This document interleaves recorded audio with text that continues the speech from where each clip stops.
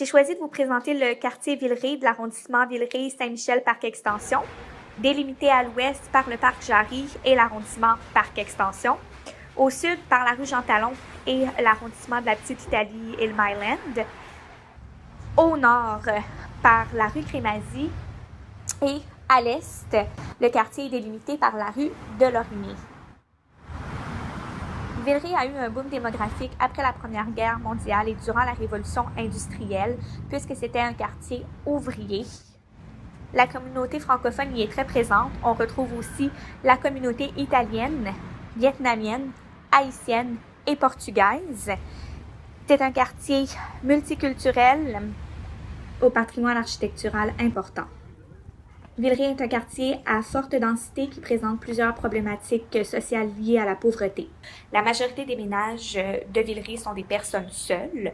73,9% des ménages du quartier sont des locataires. 26,7% des Villerois vivent avec un faible revenu. Il y a de plus en plus de jeunes familles qui viennent s'installer dans Villeray et de plus en plus de propriétés qui se construisent.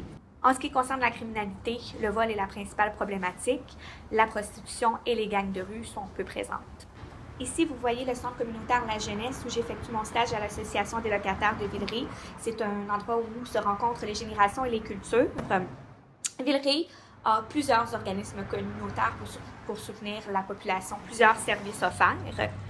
Aussi, dans Villeray, il y a plusieurs coopératives et OBNL, plusieurs opportunités de logement social. Par contre, c'est un quartier qui est prisé, donc c'est difficile d'y avoir accès.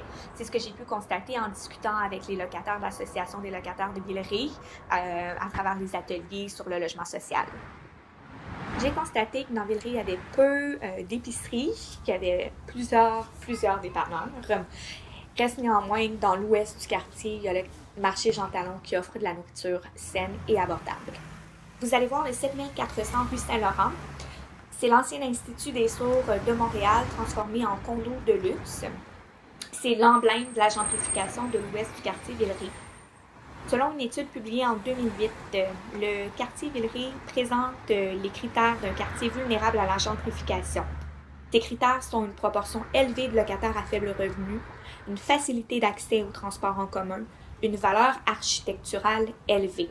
Les mises en chantier dans l'arrondissement Villeray-Saint-Michel-Parc-Extension en 2014 dénombrent 361 constructions de condos et 65 constructions de logements locatifs privés et sociaux.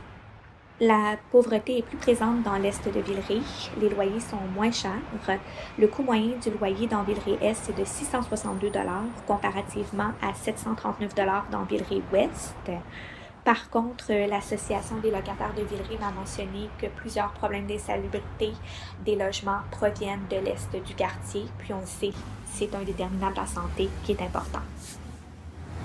Pour revenir à Villeray-Ouest, une autre façon de remarquer l'embourgeoisement de cette partie-là du quartier, c'est la venue de nouveaux commerces branchés, bars, cafés, restaurants, boutiques, qui côtoient les anciens commerces.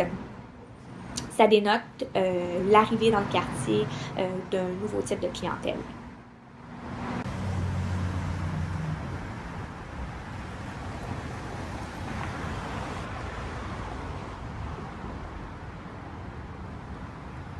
Voilà pour mon portrait du quartier Villeray. Je vous laisse sur différentes images des murales qu'on y retrouve.